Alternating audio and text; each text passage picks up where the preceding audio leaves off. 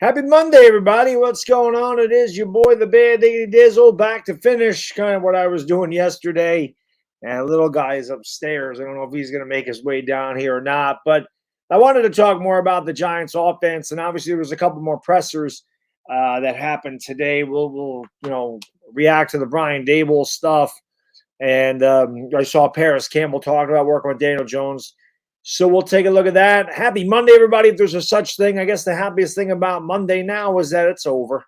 So, looking forward to Tuesday. And like I said, end of the week, man. Friday's always a good night, but the end of this week, Friday night, we have our first preseason game. Looking forward to it, watching the Yankees. They're absolutely trash. And Dashy, my man, thank you for the super chat. Appreciate it. Yeah, I saw that. I'm probably gonna have a reaction to that. I'll have a Giants video up tomorrow. There's something I kind of wanted to go over. There was an article that said they weren't high on the Giants this year, and I kind of wanted to go over it and react to that. And like I said, man, every week I'm going to have a reaction video to the pressers.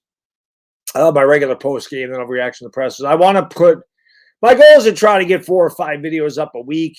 Obviously, along with the Talking Giants and the victory, the Monday session after the game, or Tuesday if they play on a Monday night. The night after session, whether it's a victory lap or a therapy session. I'm just gonna put a lot of content out there this year. I feel like the Giants could have a really good season, as you can tell by the title. Could they be a top 10 offense this year? Is it possible for the Giants to be a top 10 offense? I mean, it'd be a far cry from where we were. And, maybe that's a bit optimistic. Maybe I'm getting a little bit ahead of myself. Maybe top 15 is more obtainable. Maybe that's more realistic. But, there's no reason to think that they can't. The offensive line is going to be the big question mark, I think. Can that hold up? Can Evan Neal improve? How's John Michael Schmitz going to do at center? Andrew Thomas, he's a beast already. If you saw what he did to Kayvon Thibodeaux, he wiped him off the face of the earth in practice. So you know what you're getting there. Darren Waller, obviously a stud. And I'm just enthralled. I don't know if you guys watched the video today that I did about Jalen Hyatt. I am so enthralled with that speed. I was a sprinter in high school. So I never ran like that. I couldn't physically run like that.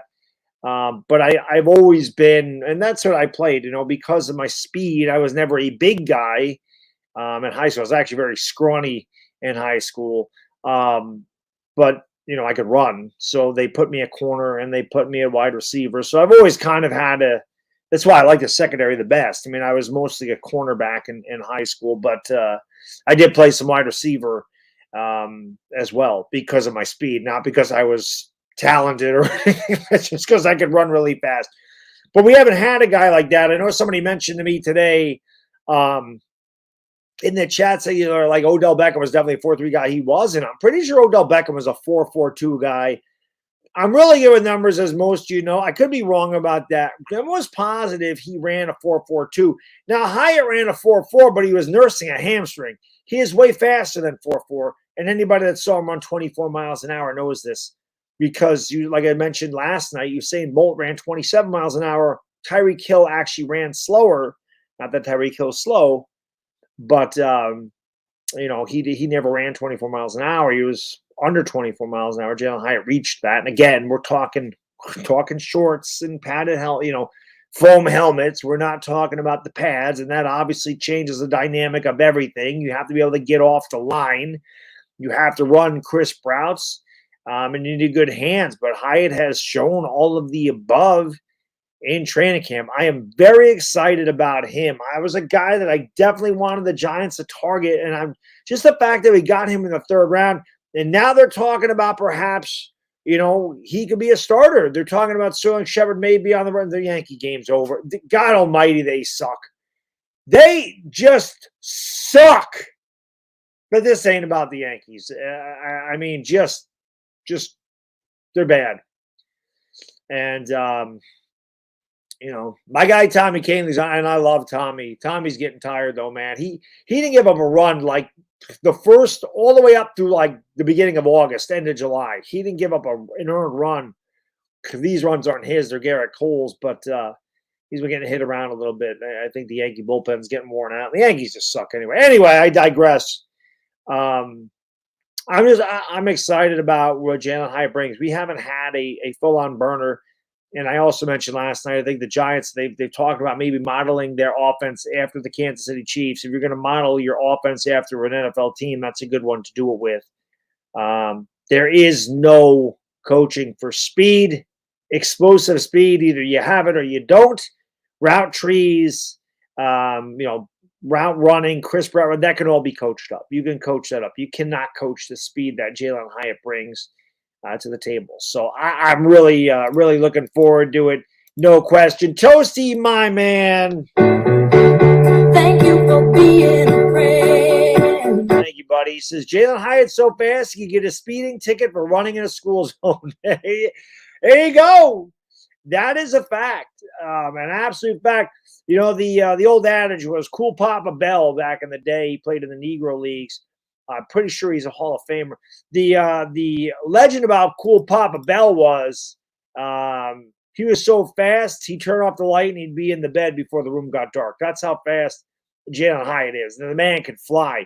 Denise, thank you so much for becoming a member, my lady. Appreciate it. I really appreciate you becoming a member. Thank you so much. I also think it's cool that finally StreamYard allows me to see when somebody becomes a member or gifts memberships. I think maybe. I don't know if anybody's gifted memberships. If not, hopefully that shows up. But member chats as well. Those were not in StreamYard before. And they are now. Diehard Giants fan, my man. You are the man, brother. Thank you for being a friend. Thank you, buddy. I appreciate it. I got to get to my damn P.O. box. I was actually talking to one of my coworkers today. Never been in my P.O. box in like a month, and I shout out the Diehard Giants fan because I know he got me a new camera for my birthday, and I appreciate that very much. I have to get there. I have to get to the damn post office. It's just been hard, man. It's just tough. By the time I get out of work, a lot of times pick my son up, it's closed. So I got to get there. No question about that. But thank you, DJ. He says, I'm hyped for the season. I fail trying to get excited about the season. I expect learning pains. So, yes, I'm with you. I don't want to get too hyped up about it because, again, we're in training camp, and you don't want to get too high or too low on what they do in training camp. And Daniel Jones, obviously, we know that, Daboll was giving Wink the plays, and they were making it tough on Daniel Jones. We don't know that as fans. We found it afterwards, and he looked terrible in training camp, but came out and had the best year of his career. So this year, Daboll not giving the play call to Wink Martindale, and Daniel Jones has been throwing it all around. Now, I am going to have some Daniel Jones merch.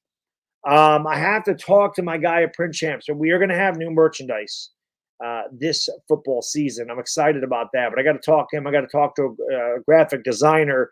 These are going to be really cool. As you know, Print Champs works with Louis T and Lord Brunson, and I gotta get a hold of him. But there's definitely some ideas I have for 3 shirts. One of them is not football related. One of them is fitness related. But regardless, I'm definitely looking forward to that. Maybe we can enhance even the 420 because the 420 stuff is the best selling stuff in my store. So maybe we can enhance that a little bit. But I got to talk to him for sure. Dire Giants, thank you again, my man. Appreciate it a couple times. Thank you for being a friend. Thank you, man. He says, spike the like and share stream. Yeah, where are we at? Those likes. Get those likes up there. Get those likes up there. 53 likes. Come on. Really? 53? You got 100, 200 people in here. Only 53 likes. What are we doing with it? Come on, guys. That's free. That don't cost anything. That just takes a click of the mouse, 2 seconds. Easiest thing you can do to help out the channel. Like button. Now we're at 60. That's what I'm talking about. Let's get those likes up. Let's get at least 100. Jared Giants fan, thank you again, my man. I appreciate that. Yes, I'm sure they will.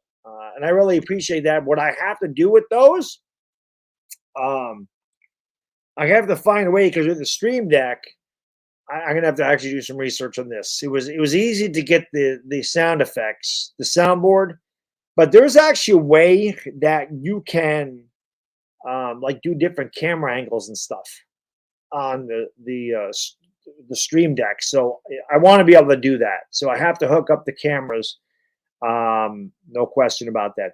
Denise, my lady, thank you so much for your first ever super chat. Appreciate it. I don't know why the message got retracted, but Thank you for being a friend. thank you, Denise. I appreciate that very much. I don't know what happened to the message. It said message retracted. I don't know what happened.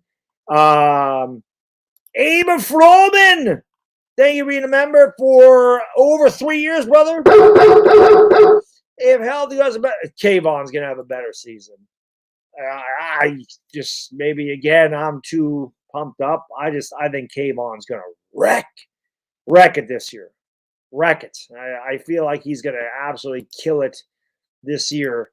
I think he could have double-digit sacks. I hope they're both healthy, though. That's gonna be a great problem to have, my man. If they're both healthy, I would love to see both of those guys have a 16-game season, because week 17 we're resting our starters. But if not, I'd love them both to play a full season. They really did not get a chance to play together last year a lot. So, knock on wood. Hopefully they're both healthy and we can see what goes with it. Mike, thank you for the super chat, brother. I appreciate you, my man. He says, hey, Baddog, long-time watcher, first-time donating. Thank you. I love your videos. Let's go, Giants. But, Mike, thank you so much, man. I really appreciate that. Thank you for watching all the videos. And thank you for the first-time donating, man. It really means a lot to me. So thank you so much. I really do appreciate that. Denise, my lady, thank you for the super chat. Much appreciated. She says, so excited for the season. Been so long. I've been waiting so long for both sides of the ball. Definitely 2007 season with OC, Strahan, Plax, etc. Yes, 2007 was definitely a special year. No question about it. That was a team, again, that nobody – I mean, we got into the playoffs. I don't think anybody picked the Giants. Nobody picked the Giants to win the Super Bowl. We were coming off an 8-8 season in 2006. And, there was a lot of – they started off 0-2 in 2007, and there was all those fire coughing, get rid of Eli. I've told this story before. I went to the Vikings game where he threw 3 pick sixes and 4 total interceptions, and they lost 42-17. And I saw a dude burn his jersey in the parking lot. I'll never forget that.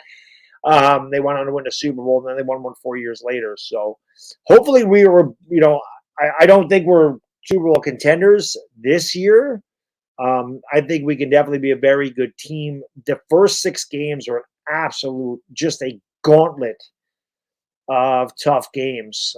I mean, 3, they play, I think 4 of their first 6 on the road. They have Miami, Buffalo, San Francisco, Dallas, and Seattle. And 3 of those games are in prime time.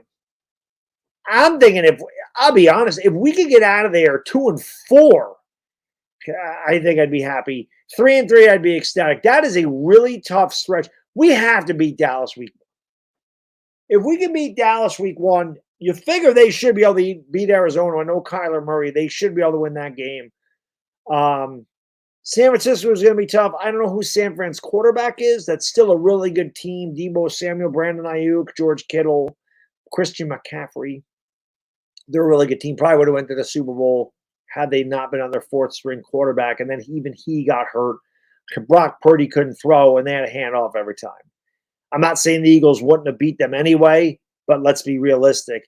The Eagles would have had a much tougher road to get to the Super Bowl had San Francisco not been on a quarterback that couldn't throw the damn football. Dire Giants fan, again, my man, thank you for being a member for almost 4.5 years, about as long as you could be a member. I wonder if they'll give me a 5-year emoji, like a 5-year badge when guys get to 5 years. It took forever for them to get the 4-year badge, remember? He says, for me, the biggest need this season is that Evan Neal becomes as trusted as Andrew Thomas or on his way to it. Yeah, we need to see improvement from Evan Neal. I think we will. I don't want to say he needs to be Andrew Thomas. If he is, that'd be unbelievable. That'd be great. But if he could just, like you said, take a big step forward towards that, that'd be good. You want to see improvement. If he could ever get to Andrew Thomas's level, holy shit, what would we have? We'd be doing amazing stuff. Yeah, I know the Yankees are down 4. I'm watching the game.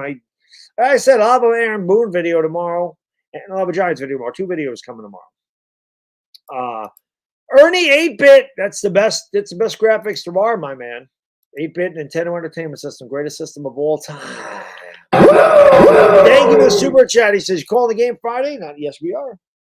Chris and I'll be calling the game on Friday.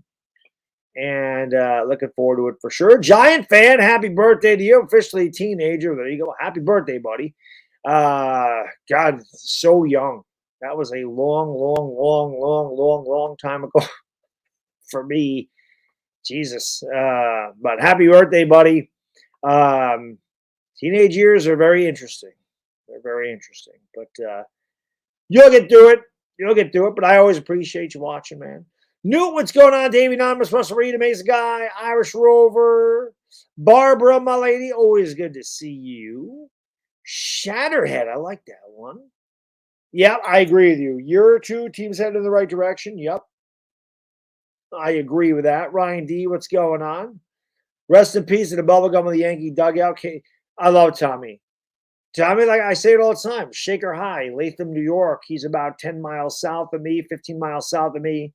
I met him a couple times. Like I said, he's a very humble kid, very quiet in real life, in person, but he likes the Eagles. That's the problem. But yeah, he gets pissed. He cares. He cares. He's a competitor.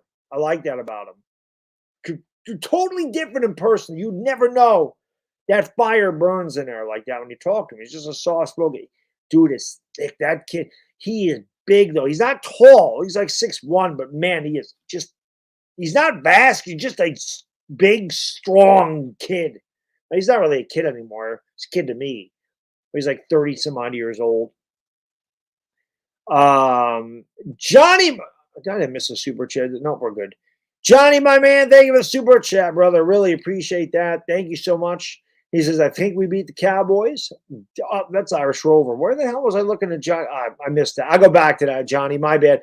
Irish, thank you for the super chat, man. I appreciate it. He says, I think we beat the Cowboys. D-line will dominate, and Dak will be running for his life. 28-21 Giants. Me lips to God's ears, brother. I hope so. It'd be so nice to beat Dallas. We haven't beat them since 2020. I would love to just shut them the hell up.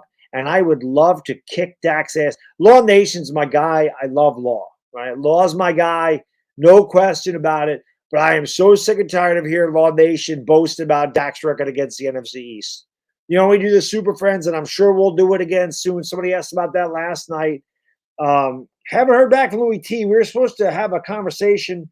Law Nation has talked about having that show sponsored. Like there were sponsors interested in that show. But I know Law just lost his mom, so our prayers and condolences to Law Nation. I know he just lost his mom a couple weeks ago, so haven't heard back from him. But I would imagine the Super Friends will be before the season starts. I love working with those guys, but I'm sick and tired of hearing about Dak being 28-7 or whatever the hell he is against the NFC East. I want to kick his ass, and I want to kick Dallas's ass. Sure. Johnny, thank you for the super chat. You are the man, brother. He says, Baddog, you're the man. How can I be the man? You're the man. He says, what am I now, a Giants fan? You should be. That's the only thing wrong with you, Johnny. I mean, I have no problem with the Phillies. You should be a Giants fan. I'm just trolling. I never root that dumpster fire. Fire Giants. Brian Daboll needs to check the tape. Nah. Brian Daboll don't need to check any tape, man. You don't need to check no tape. Brian Daboll knows what he's doing. Joe Judge needed to check the tape because Joe Judge didn't watch the game. So I had to check the tape. If you're watching the game, if you're always watching the game, if you're a coach and you're seeing what's going on the field, why do you have to check the tape? Shouldn't you have saw what the hell happened out there? I don't know. What the hell was he watching? Was he never watching the game? Gotta go check the tape. I know Aaron Boone don't watch the game. That'll be a fun video about Aaron Boone tomorrow, though. He says, I got asked out by a Cowgirls fan. That should be fun. Well, I mean, just because they root for a bad team don't mean they're a bad person. They just have really shitty taste in football teams. So you can't hold that against them. You know, nobody's perfect. We have to remember that. Relationships have their ups and downs. But Dallas sucks ass. And you should definitely let them know that. That's for sure. All right. What's going on, Noah? How you doing, buddy? Thank you for being here. 2 cents is in the house. Appreciate you being here. Judge was a clown. Listen, Denise, I don't know how long you've been following my channel, but you can ask anybody in here. These are facts. The first thing on my page when it show up is me saying the Giants are what is it? Well, let me double check what this says on my channel. It's the first video that pops up. I think it's for people that are subscribed to my channel. Let me go here. Why doesn't the hell doesn't that show up? Because I went to my own thing? Or is it because I am already in there? Well, let me do it on my phone. Hold on a second. If I go to my channel, or I don't need to go to my channel. If I go here, where the hell is it? It does it every other time.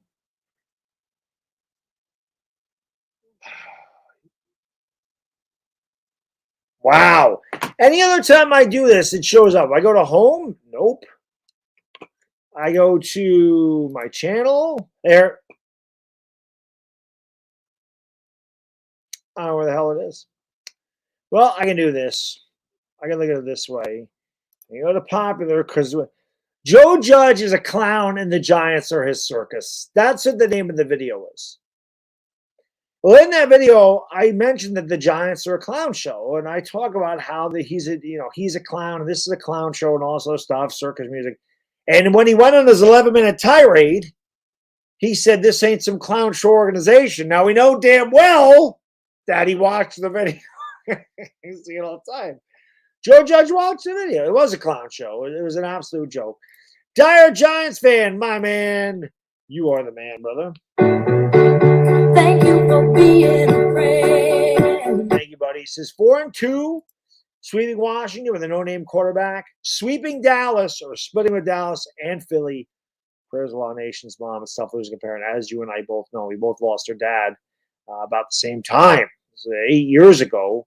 Crazy how time flies, but yes, it is tough losing a loved one, especially a parent. So I would love it, Dire Giants fan, if we could get 4-2.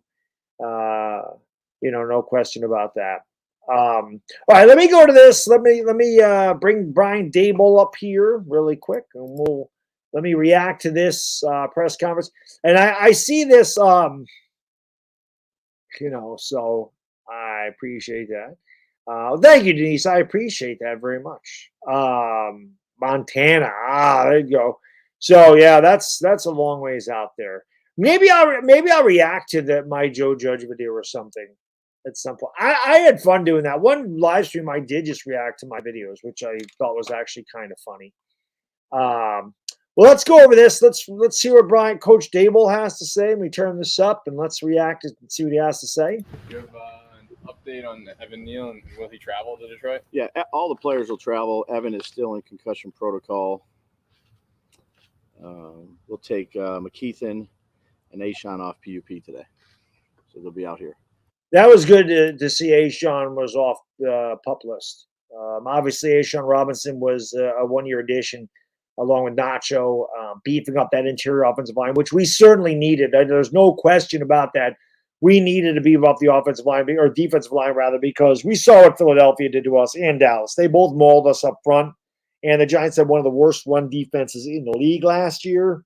Definitely needed an improvement, so Ashawn Robinson and Nacho should certainly help out, giving us some depth to go with Leo and Dex.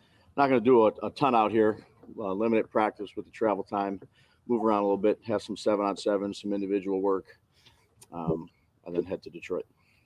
Yeah, you're not going to do too much before you travel to Detroit. Obviously, the scrimmage out there. And then the preseason game on Friday, which I cannot wait. Hopefully you guys and girls will join us for that. It should be a lot of fun. Injuries coming out of Saturday? No.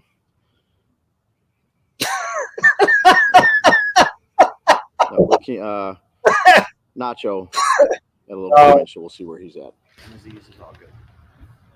All right, I know what he meant by that. I know what he meant, but it's when you tell a guy he's got a little groin, it's not what you want to hear when you're a man. He's got a little groin. I know he means he's got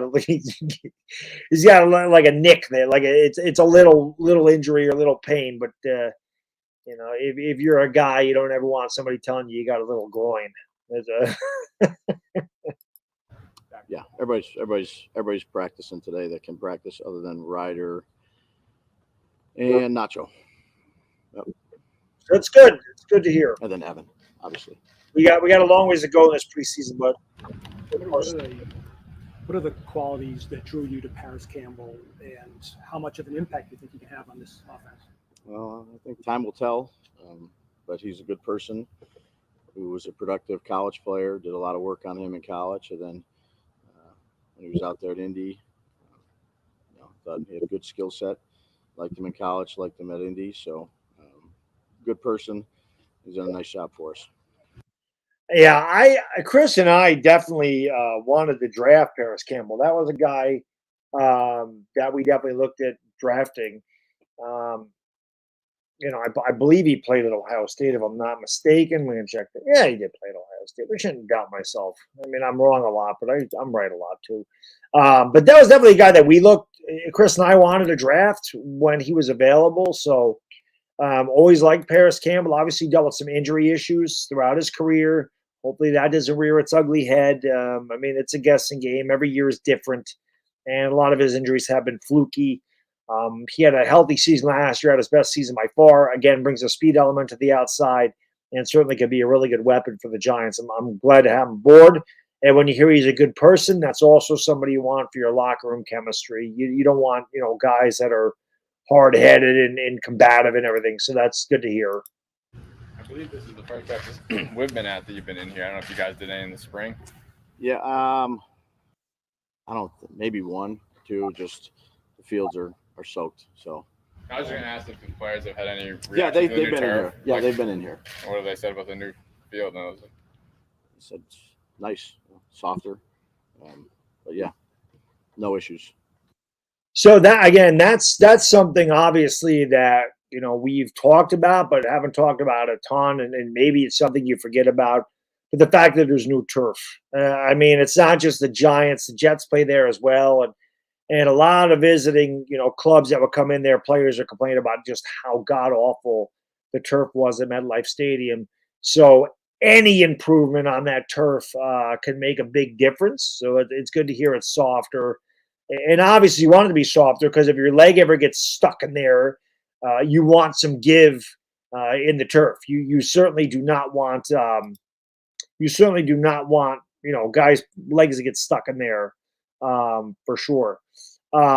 Johnny, my man, thank you for the super chat. He says, yes, Baddog, Dallas sucks. We can totally agree on that, but you better watch out for Washington. Louis has a bounty on y'all ahead, so beware. That's okay. Louis could have a bounty. Louis don't play for Washington, whatever the hell their name is. Change their name again. I think Washington needs to worry about coming up with a permanent name before they worry about beating the Giants. I certainly have put my vote out there, and I think it should be called the Washington Giants Bitches because let's face it, we own that team. We haven't owned many teams over the last few years, but that is a team that we consistently beat. We consistently whoop that ass. And I expect to do it again. Derek Johns, man, thank you for the super chat, brother. I appreciate you. He says, one thing you can guarantee every football season is to lose to Cowboy fans. It's a fact. It's our year this year. He says, shut the fuck up. You've been saying that for 30 plus years. Facts. Absolute facts. But that's good to hear about the turf. Knock on wood. Obviously, Knock on wood. upgrading defensive tackle was an offseason emphasis for you guys. Was something particular about Ashawn Robinson that you guys targeted him? Or I mean, I remember, if memory serves me, he came on a visit and then it still took like a month to get the deal done. Yeah. Well, I'd say he's, has good experience. He's a big man, got good length, did a nice job versus the running game, and again, another good guy that we thought would fit into our system well. Good job against the running game. That's what you want to hear. I mean, obviously, as I talked about, man, both times. I didn't really count that last game against Philadelphia. It meant nothing to either team. But the two games that actually did matter, where we played our starters, as much as it sucked, they dominated us. I mean, we didn't even put up a fight. They just beat the ever-loving shit out of us up front. So, like I said, adding Nacho and adding Ashawn, it's going to be a big help, no question. Every practice, it seems we're watching and Jalen Hyatt's hitting a big pass play. What do you make of that at this point? Yeah, no, it's good. He's made plays when it's come his way. Still got a long way to go, but he's had a productive few days here.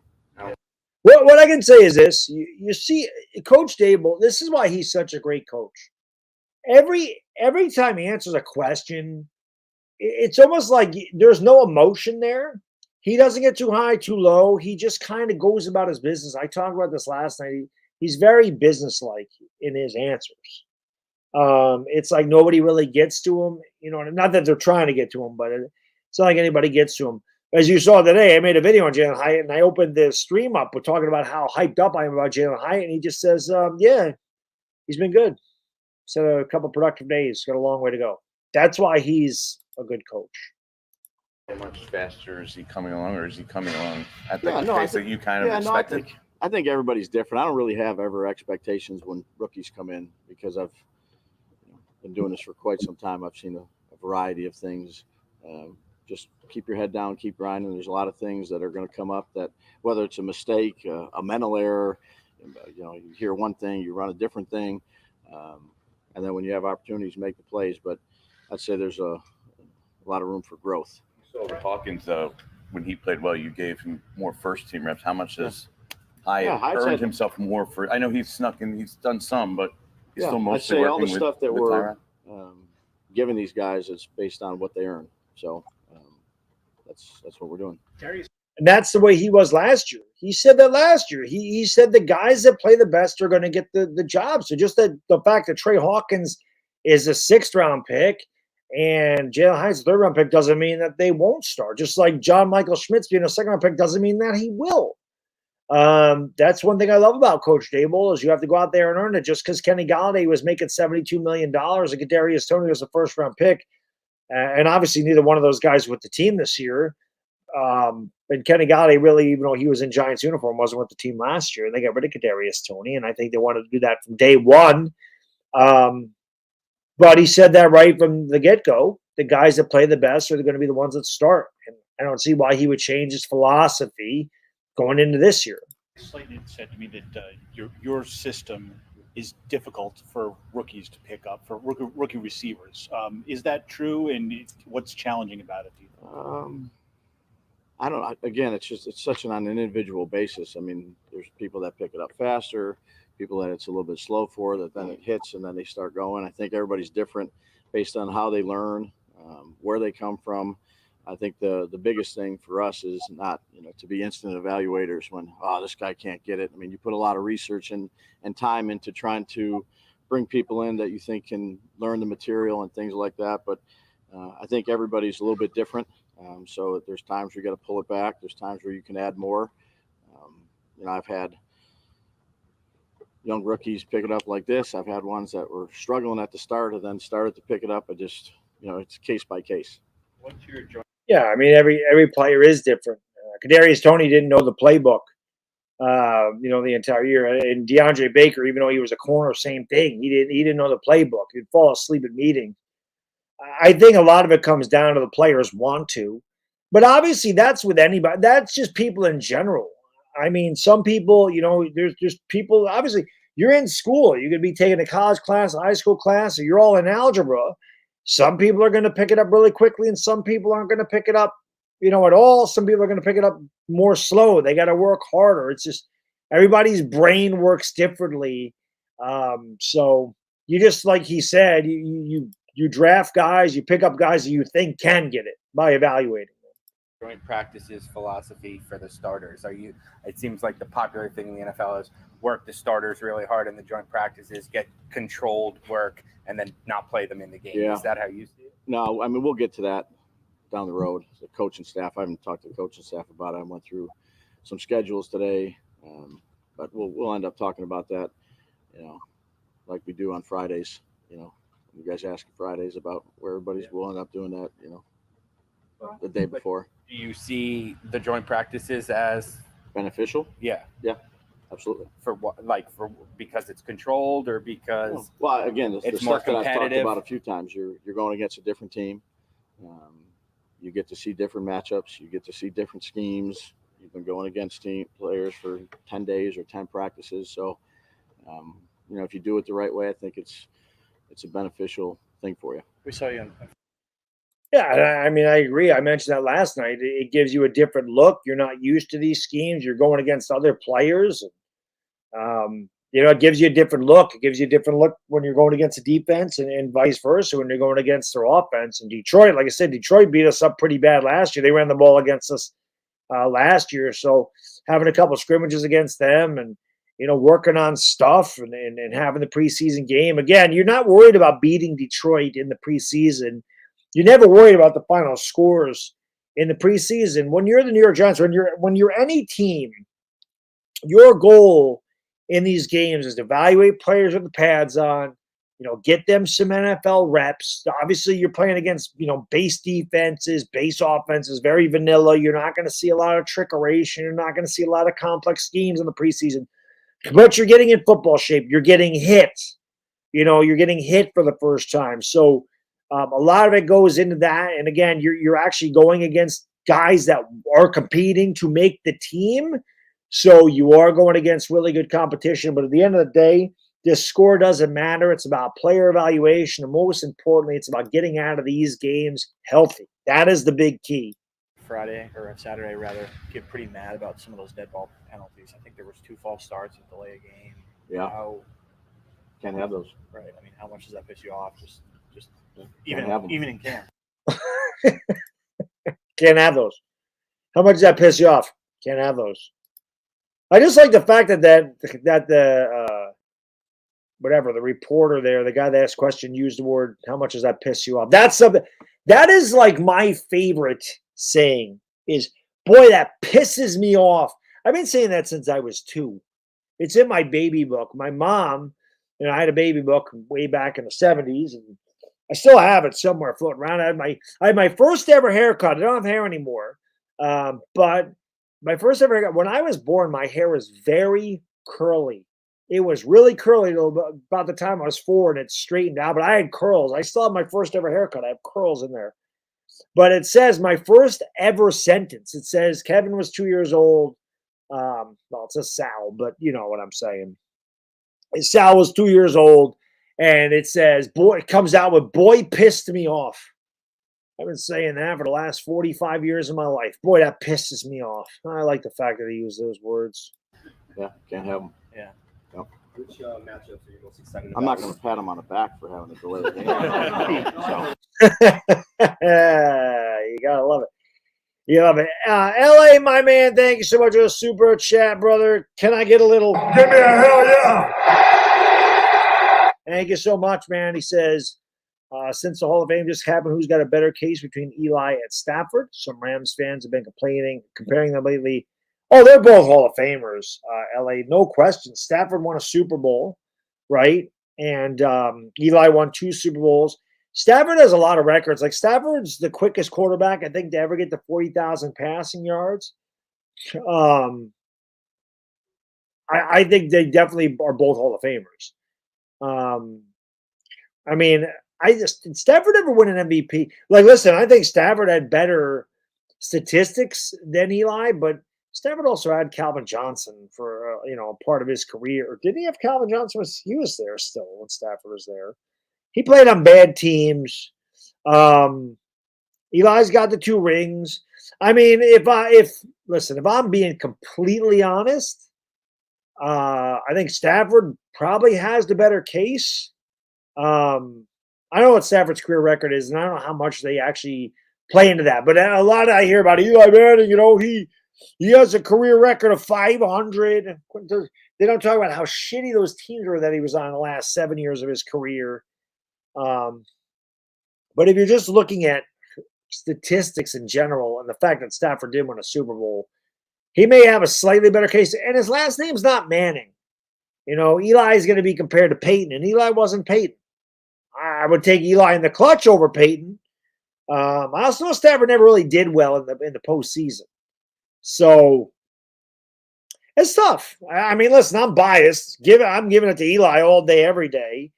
But I don't know how the voters are gonna play it out. You know what I mean? I guess it depends on them. I think it's a bunch of politics. I don't know why Tiki Barber's not in the Hall of Fame.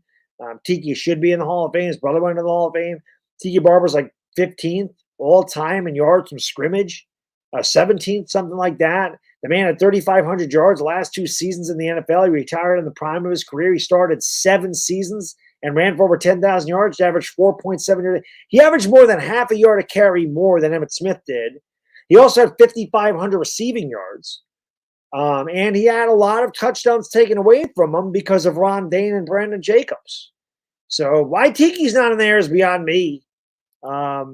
Again, it's politics, man. They're both Hall of Famers, though, LA. I agree with you. But I mean, I guess I could do a better job. No, I guess my point is kind of sometimes early in camp things can be ragged. There's going to be that, but you try to put as much pressure on everybody as you can, and you have a level of expectation of going out there and trying to eliminate those pre-snap things or post-snap things, and they're going to happen, and they're going to happen no matter what you do, but you do your best to try to make sure that they don't. Which matchups are you most excited about for the joint practice? We'll see. I mean, really all of them. It's just a different team, so you're going against different people. Ron, we've talked about how Jalen is. Ron? I know that the closed captioning is wrong sometimes. I mean, I look back at my closed captioning, and some of the things that it picks up on are hilarious. Like when I say Kadarius Toney, or I'll say Josh Donaldson, and it'll pick it up as Josh Johnson. That guy really did call him Ron, did he not? Did I mishear him? Or maybe he did say Brian. Maybe he said Brian. Maybe that's what he said, Brian. That could be. Has gotten deep a lot in camp. On the other side of the coin, though, the safety's giving up the big plays. Is that a concern? I wouldn't say it's just put it on one position. I mean, there's a lot of them were good plays by Jalen or good routes. So it's, again, you're in practice. So he's making the plays that come his way, but it's a collective thing that, again, it's not, can't do full speed or hit the quarterback or anything like that. So his job is to go out there, get open, catch the ball. That's what he's been doing, I'd say, for the most part. That was always one thing too for me in training camp is when the offense is torching the defense, you're saying, man, the offense is really good. Are you worried about the defense? And vice versa, if the offense is performing really poorly, do you sit there and go, man, the defense is kicking ass? Or do you sit there and go, God, I'm worried about the offense? So that's why it's why I like the preseason games and when you're going to have, the scrimmage against the other team, because, you're not going against your own guys and you get different looks and, you ain't got to worry about it. The offense is torching Detroit's defense. You're like, all right, our offense is good, or vice versa. So that's good to see. Dire Giants fan, thank you so much, man. Appreciate you, brother. He says it's early. Injuries can happen. Overhyped feelings from last season happen also with the NFC division.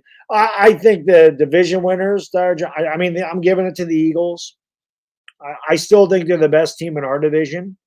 I just do. They have a really good team. I can't sit there and say they don't. I wish I could.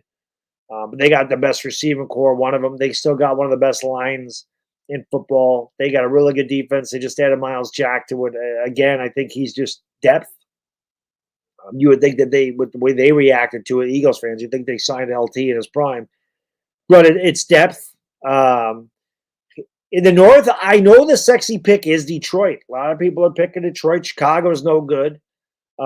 Green Bay, that's a big question mark with Jordan Love as the quarterback. Detroit played very well. I'm still giving it to Minnesota. I still think until they beat Minnesota was a third. Like the Giants beat Minnesota, everybody acts like Minnesota was some shitty team. They won 13 games. And I know they got some breaks, and I know that they had some luck, especially against that game against Buffalo. But you don't win 13 games by accident. I'll give it to them. I'm still picking San Francisco. I don't know what their quarterback situation is in San Fran, but I think they have the best team. I think the Rams are kind of on the decline. Arizona's not going to have Kyler Murray for like the first half of the year. I don't know if Geno is really what he was last year. He just had just one of those seasons where everything went right for him. They still have a really good team. They have Tyler Lockett. Kenneth Walker is a really good running back. And obviously DK Metcalf is an absolute stud. But I give that to San Francisco. The NFC South it's just god-awful. It is horrible. But I'm going to give that to New Orleans for the simple fact I think they have the best quarterback in the division. But I also think that the division winner in the South could easily be 8-9.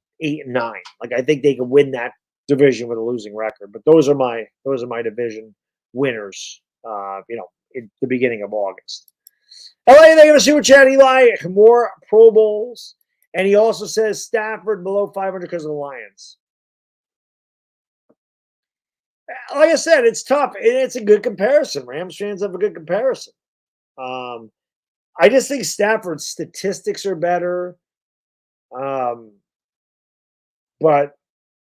I mean, Eli is, people always say Eli was overrated. I think Eli's underrated. I don't think people ever gave Eli enough credit for how good he really was. At the beginning of his career, he did struggle. There's no question about that. He was not very good his first few years. But even throwing 17 interceptions in the second year, he was still, I think, top 5 in touchdown passes at 24. It was a different game when Eli came into the league. But again, I think maybe the Manning name might hurt him a little bit more in Stafford. I don't know. It's a good question. Stafford's still playing, though, LA, so I'm going to tell you, Eli's going to get in before Stafford does. I don't think there's any question. Eli's a first ballot Hall of Famer. I don't give a shit what anybody says. They can look at his team record and care. He doesn't play defense. He's not on the offensive line. He's one man. That one man beat the Patriots twice, beat the only undefeated team, or the only team to go 18-0. He beat them in a Super Bowl. 2 Super Bowl MVPs. I'm pretty sure every quarterback that's won multiple Super Bowl MVPs is in the Hall of Fame. Troy Aikman had one of the greatest teams of all time around him. His statistics suck. 165 touchdowns, 141 interceptions, and he only threw more than 20 touchdowns one time in his career. He's in the Hall of Fame. Eli's a Hall of Famer. There is no question. I know when he retired, I don't know where he is now, but he's top 10 in every major statistical passing category. And he's only a handful of quarterbacks to win 2 Super Bowl MVPs. He's a Hall of Famer. He's first ballot Hall of Famer. In my eyes, he is. Dyer, Giants fan, thank you, brother. Really appreciate it, my man. He says, Pro Bowls are popularity contests just like the top 100. Yeah, I don't put much stock in the Pro Bowl. Like I said, all-pro, second team all-pro, that means something. But, you could have 3 guys decline playing in the Pro Bowl, and then the 4th guy gets in there, and they say, oh, he made a Pro Bowl. And I don't even know what the hell the Pro Bowl has become, guys and girls. Maybe you guys and girls watch it. I have not watched a Pro Bowl, I'm serious, in 10 years. It's not the AFC against the NFC anymore. That I know. I think it's a joke, and I think they ought to do away with it. I think that the Pro Bowl is the worst all-star game, if you will, of all the sports, by far. And the basketball one is head and shoulders better than it, and the basketball one is not good because nobody plays any defense. So it's not like that's a good game. It used to be. The Pro Bowls used to be really competitive. The basketball all-star games used to be really competitive. It's not the case anymore. These guys make so much damn money now, they don't care. They're just trying not to get hurt. But I agree with the Dire Giants fan. Andy, my man, thank you for the super chat, brother. I appreciate that very much. Let me pull this up here a little. Thank you for being a friend. Thank you, Randy. Appreciate it. He says, nearly here. Let's go Giants Friday, baby. We playing on Friday. It was tag football last year. There you go. Tag football and Skittles. Jesus. So bad. So bad. I can't watch it anymore. All of these, do you think make Eric Gray a good possible returner and running back? Yeah, I heard that today that they were trying out Eric Gray as a kickoff and a punt returner. I think he's got good short space quickness, good balance, good vision.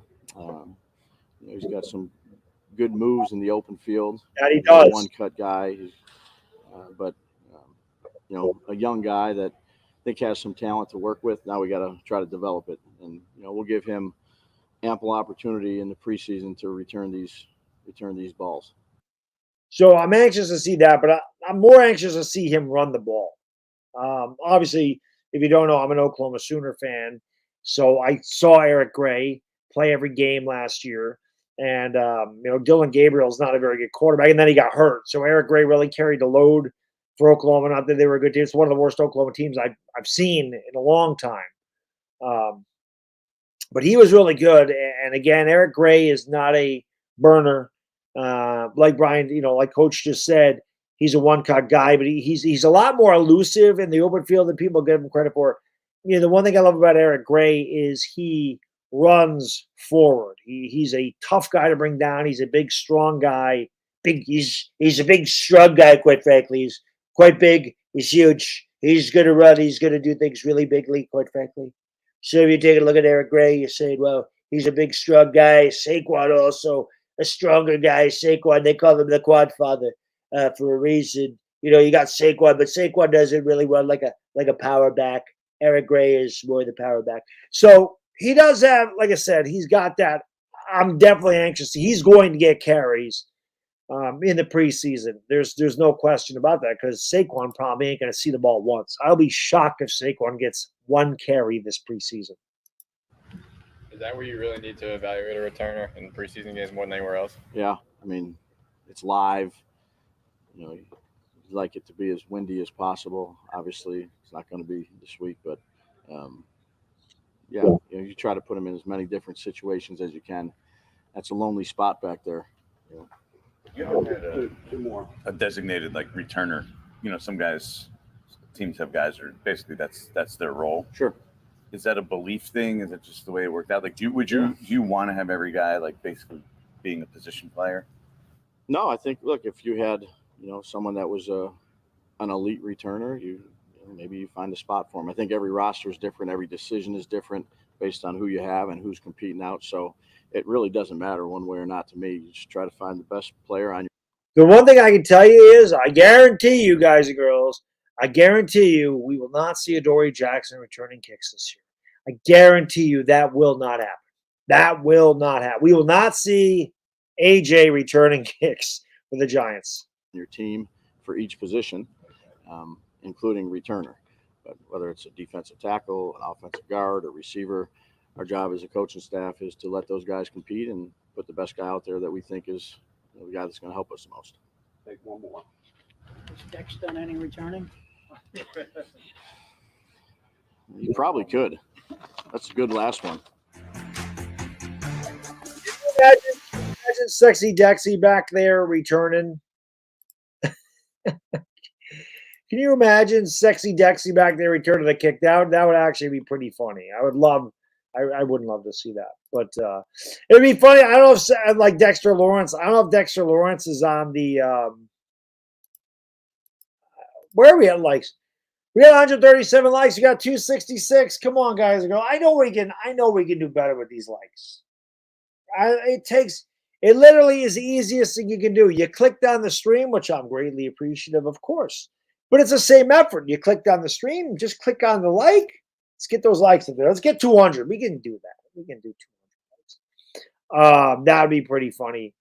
But, he's right. You want to put these guys in different situations. You definitely, if you're going to try Eric Gray out as a returner, the preseason is the place to do it. If you're going to if you're going to experiment with players and put them in different situations, this is the time to do it. This is what those preseason games are about. You try to find some hidden talent. Maybe you hit on something, but at the end of the day, like I said, you're evaluating talent. You're working your way down to your final 53, and you're trying to stay healthy. That's their job during these preseason games. I'm excited, man. I'm pumped up for football. I don't know how you guys are feeling in the chat.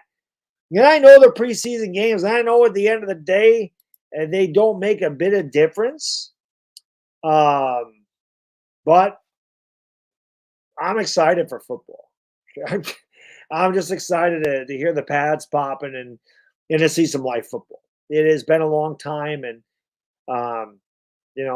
pumped up for the Giants. I mean, they've given us reason to be optimistic. It has been many years since at least I've gone. I can't speak for everybody, but it's been many years since I've gone into a season thinking that they could actually be a formidable team. Again, I'm not sitting here saying we're winning 13 games. I'm not picking us to win the NFC East. I don't think we're good enough to beat Philadelphia for the division. That Dallas game is going to tell us a lot about where this team is. It's a major matchup right off the rip. Sunday Night Football. They love to open up with the Giants and Cowboys. I don't know why they love to open up with the Giants and Cowboys. They just do. We always seem to play the Eagles at the end of the year. If anybody has followed the NFC East for as long as I have, or longer, in this division, yes, everybody is a rival, but you split them off. Washington and Dallas are bigger rivals than Dallas and the Giants, and Dallas and Philadelphia than Washington and the Giants. And the Giants and Eagles are they're the big rivals in this division. You pair them off. I don't know why the hell we don't start with Philadelphia. I mean, honestly, we should start with Philly. It was nice to actually start with Tennessee last night. Tennessee's a good team, but it was nice. And Dire Giants fan, man, thank you for the super chat. He says, do we have a tailback on the team? I don't know what they're going to do for tailback. I think you could see Chris mentioned this. I think you could see Daniel Bellinger as an H-back in this offense. But it'll be interesting to see exactly how they work with Breida, Gray. I know what James Robinson's role is going to be on this team now that Saquon's there. I don't think they'll carry 4 running backs, so I'm not sure exactly what they're going to do with that position. And yes, Dire Giants, thank you for putting up there. Just in case you guys and girls don't know, a week from Saturday, August 19th, be the 10th time that I've done one of these 24-hour streams for charity. So I'll be live starting Saturday, August 19th, as you see there on the screen. 9 a.m., I'll start streaming, and I won't stop until 9 a.m. on August 20th. I've done this, like I said, this is my 10th one. They are never easy.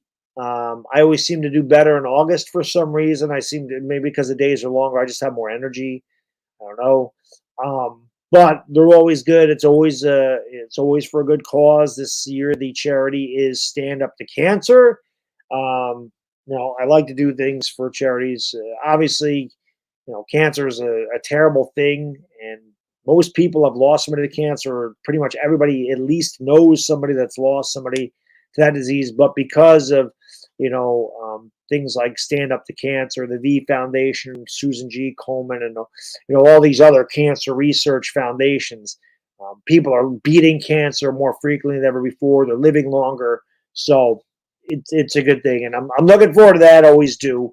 We have the preseason game August 18th. As soon as that's over, man, they play Carolina. We'll stream that game. As soon as that's over, I'll go to sleep. I'll wake up, and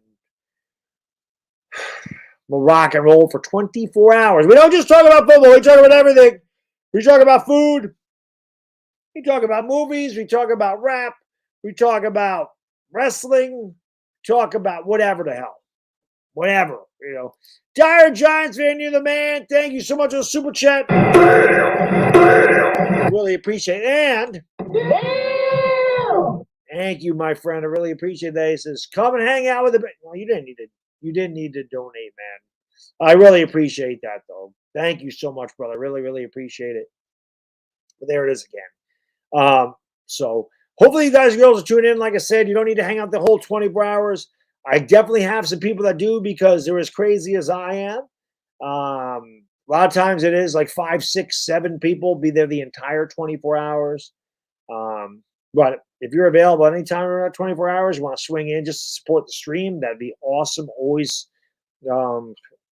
appreciate everybody that shows up for that because, I was challenged years ago to do a 24-hour stream. And when I did it for the first time, I said, if I'm going to stream for 24 straight hours, let's bring awareness to a charity. And like I said, I've done this 10 times now. This is my 10th time. I am working on guests this time around.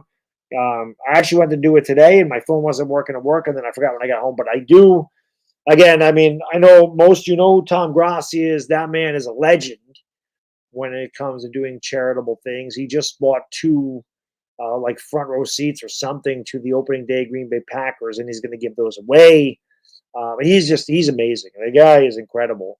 But obviously he does a lot for charity. So if I could get him on my stream for 10 or 15 minutes, just to talk to him about, his 30 for 30 thing. And of course the Packers, and see what he thinks about Green Bay this year. That'd be awesome. So I definitely would like to get him on the channel. This is 10 or 15 minutes. And, other people, Chris, I always reach out to Philly 500 because Philly's always great to have on late at night. He's a rip. We all love Philly 500.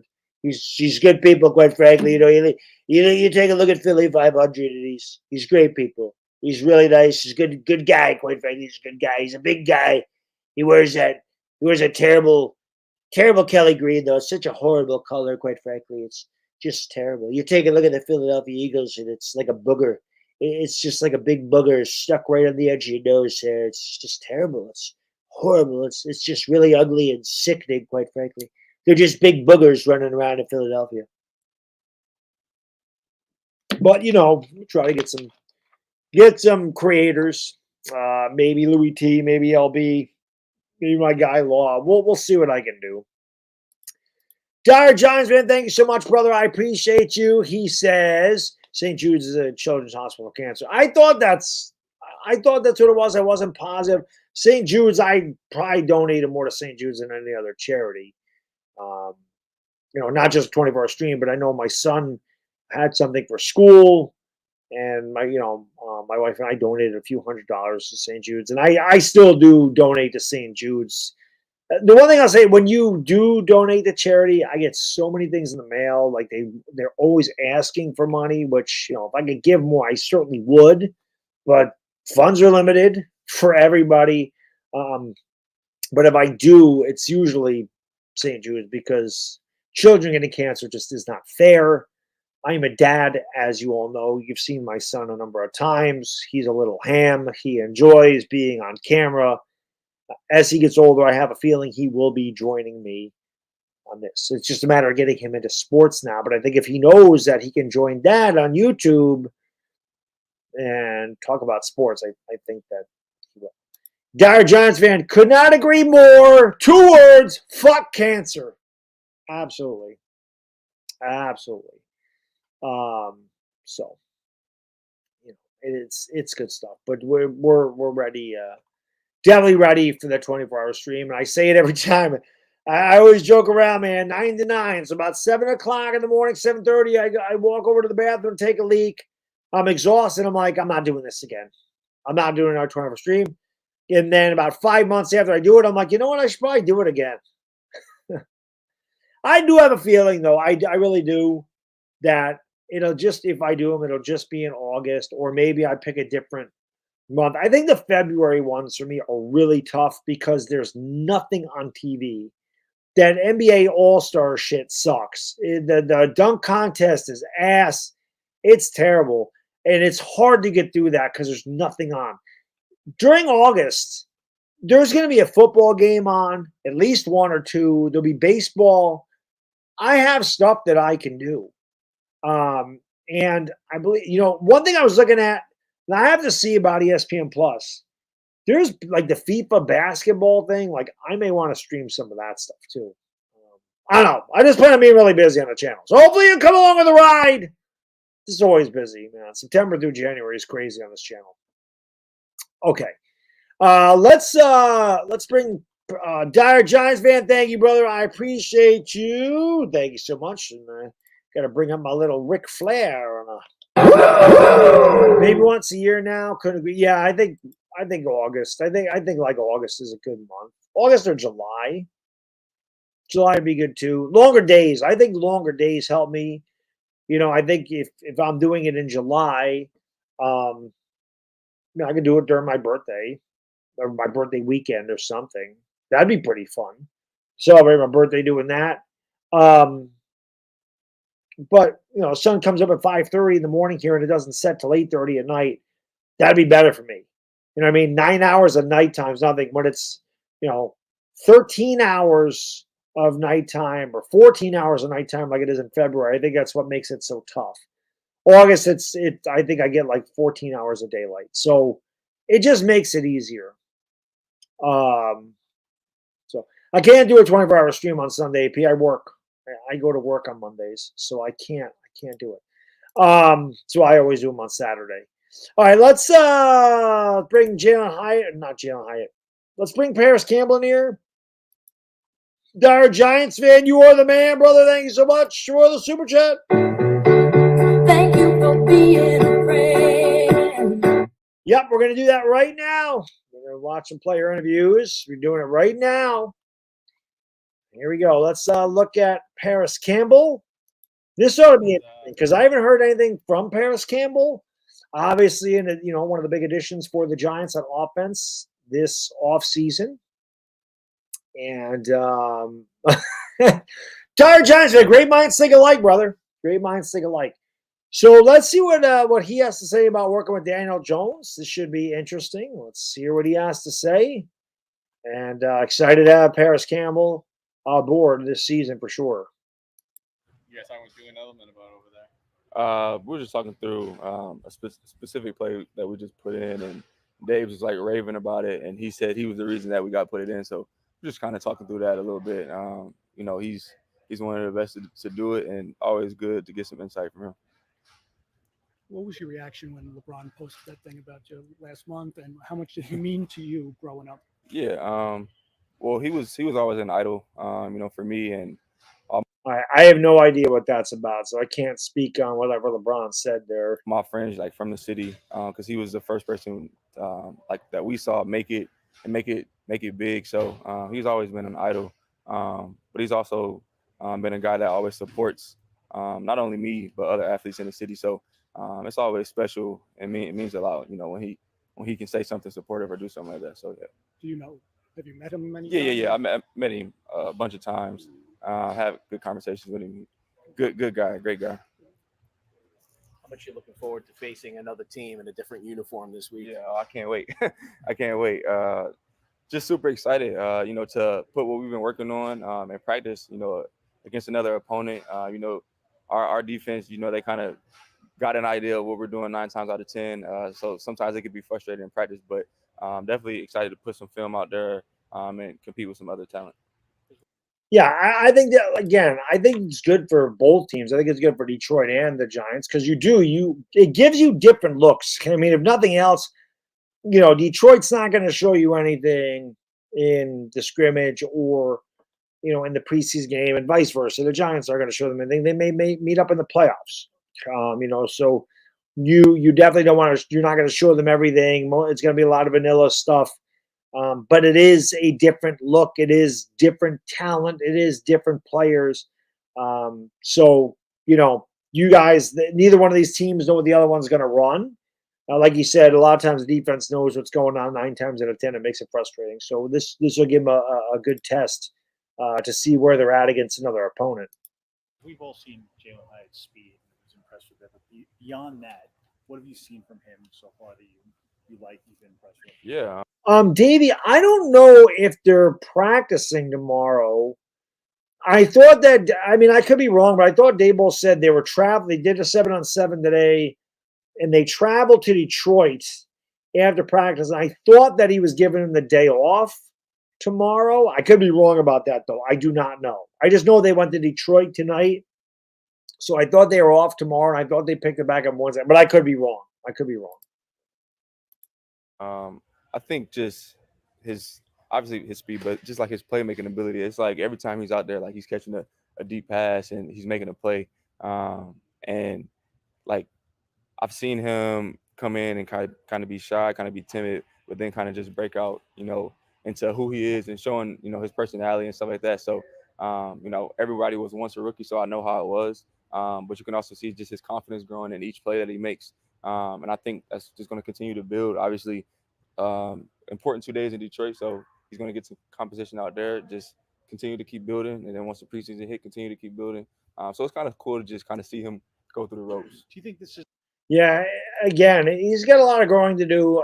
We can't expect him to come out there and beat Tyreek Hill immediately, but he just gives us a Tyreek Hill type of player. He gives, speed wise, gives us a Deshaun Jackson. Deshaun Jackson was never, and I hated that son of a bitch, but he was never a great route runner. He was just a straight burner. And that was his whole career in the NFL, was just running by guys.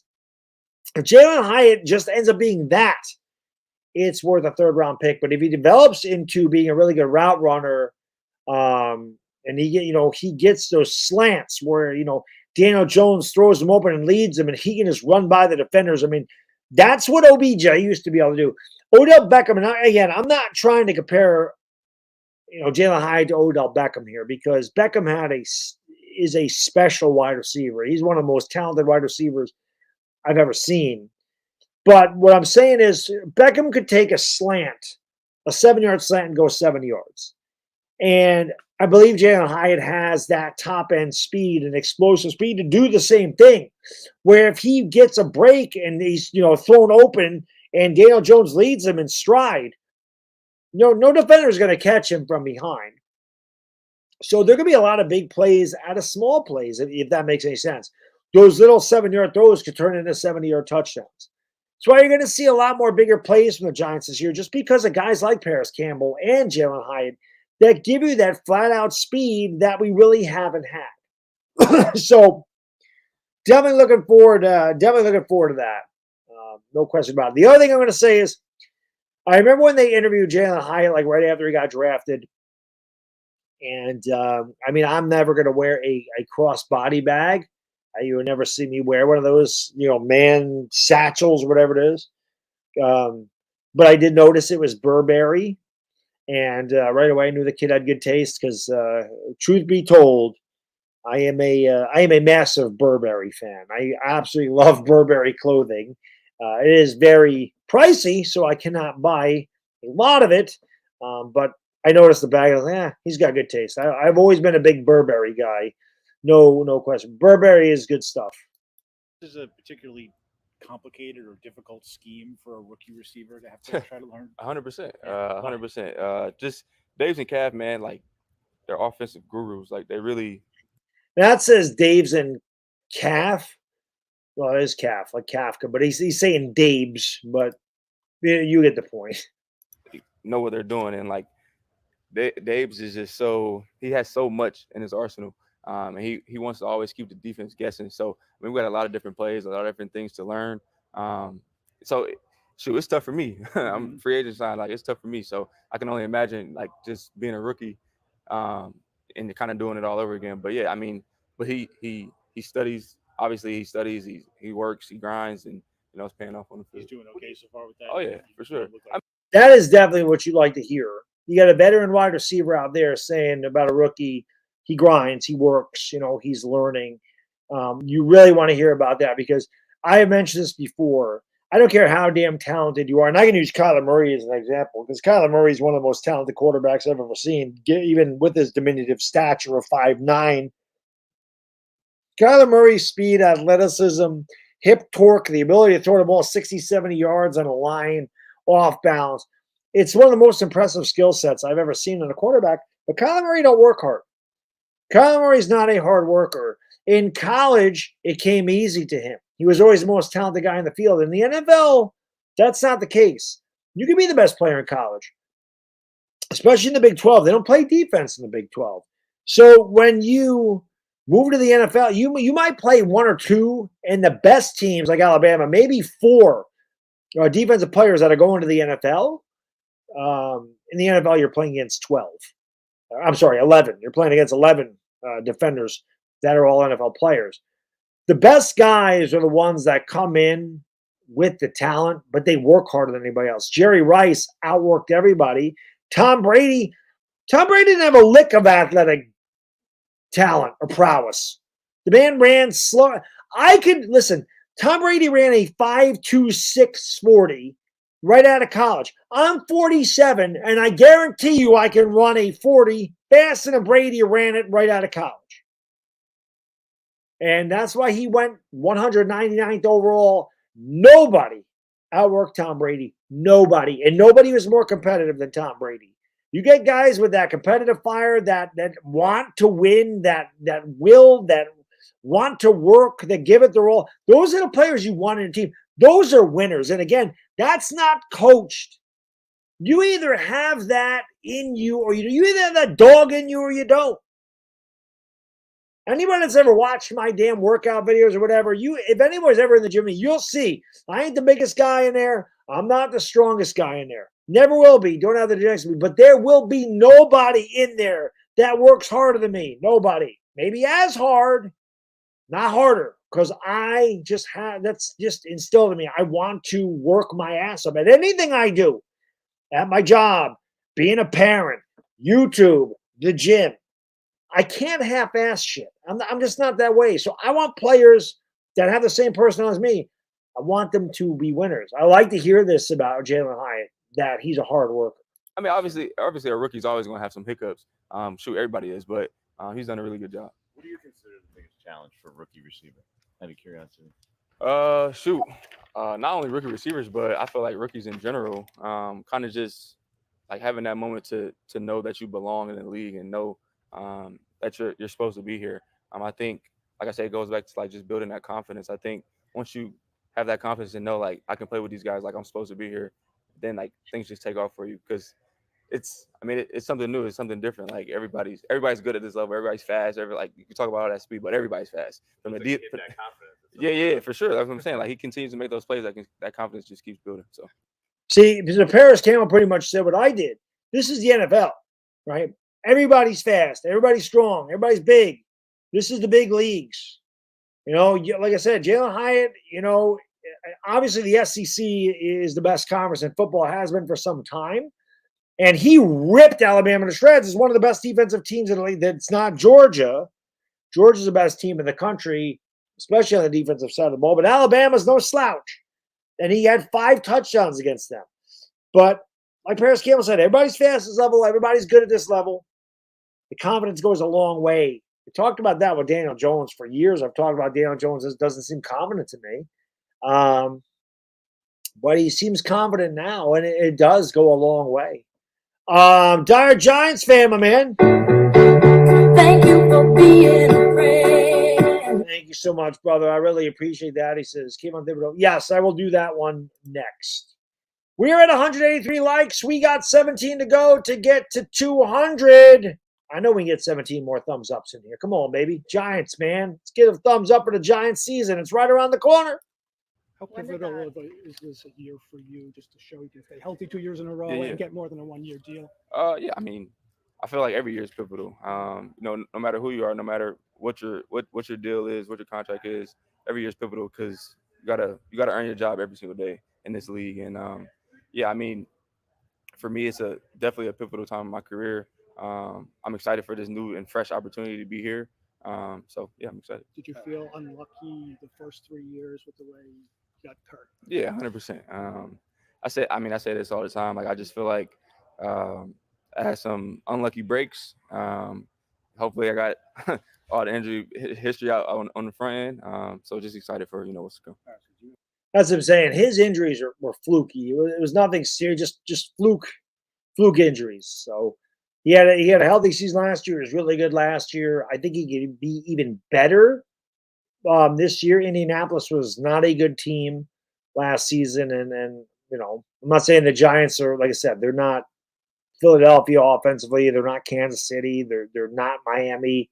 But I do think the Giants can be a top. I really do think the Giants at their ceiling could be 10th, 11th, 9th, somewhere in there. I don't think they're going to be they're not going to be a top 5 offense, But I definitely think you could see the Giants between 9th to 12th. To be in the top half of the league for sure. Ceiling being top 10. Paris Campbell's going to have a lot to do with that.